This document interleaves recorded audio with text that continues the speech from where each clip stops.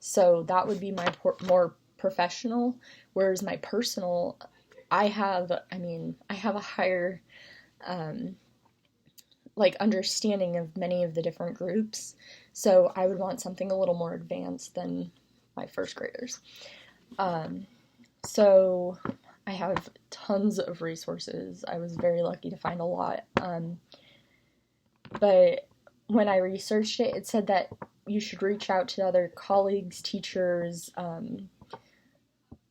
just other people that have teach about multicultural literature. I also found Scholastic.com. I'm very familiar with Scholastic just from growing up, but I found a lot of book ideas on there. And then literacyworldwide.com, or .org, sorry. It talks about the importance of reflecting on diversity. And then there's multiculturalchildrensbookday.com. There's all kinds of awards that people have won for multicultural books, which that's fun to talk about. Like, if, for example, I can just think off the top of my head of an assignment where we have our students reflect on a diversity, just something different, and talk about how that connects to them, and have a competition in the class to and win awards for their diversity project. It also had a lot of books and, again, the importance of multicultural literature. Then there's libguides.com. This one gave a lot of books. I'm assuming lib is short for library, so that one gave I found most of the books that I actually want to have in my classroom on that site. Then there's NEA.org. I loved this one because it tells me how to address issues in my class. If I'm dealing with, if my class is arguing because of whatever reason, it tells you how to go, about their differences and how to teach them about their differences in the certain, in the certain situation. Then one that we're very familiar with, we actually used in this class, was Goodreads.com. That one gave many suggestions. Then there's Edutopia.org, and then Study.com, and then obviously just libraries. So again, all of those different resources were found. I found them mainly on the internet, but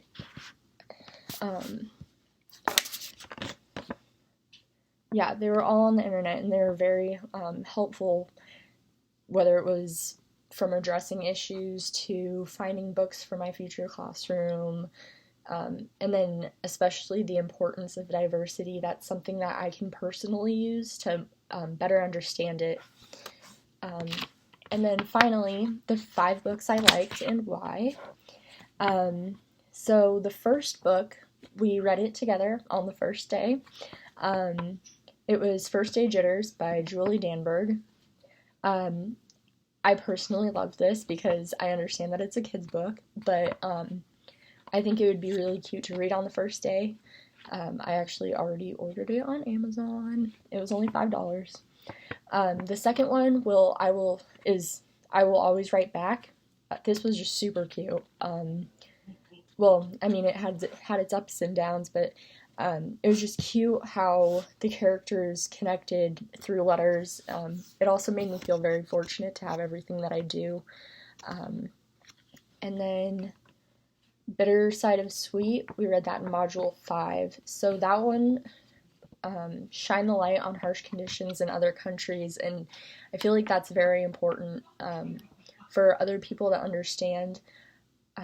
I personally would not read it in my classroom just because it's a little more advanced. However, I would hope to find a book that still reflects on the harsh conditions in other countries and how maybe my class would be able to make it better or to help aid them.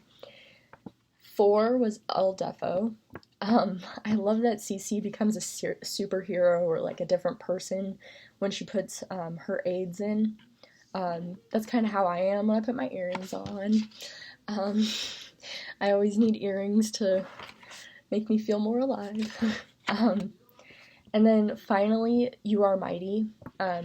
That book, I did not read it for our lit circles. However, after talking to my lit circle partner about the book, I immediately bought it and read it. I absolutely love it because it has all kinds of do-it-yourself for kids. I mean, not just kids, like many adults don't know a lot of the do-it-yourself, so they can use it as well. But I did enjoy it because there's a lot of children empowerment stories, and I hope that I can share those stories with my future students and that they feel empowered to go and make a difference and go and do something great. Also with the do-it-yourselfs, like one of them was how to write a letter, and a lot of kids don't know how to do that because they're sending either emails or text messages or calling or but to teach those do-it-yourselves, I can use those as lessons. And yeah, thank you so much for this semester. It was a long semester, I'm not gonna lie. 8 classes is a lot. But thank you so much for your patience, and I absolutely loved your lecture videos, and if Amanda sees this, thank you so much for your for the like health corners, and they're very helpful, especially having to go to work and deal with the craziness of coronavirus and whatever. Yeah, have a great summer. Thank you again so much.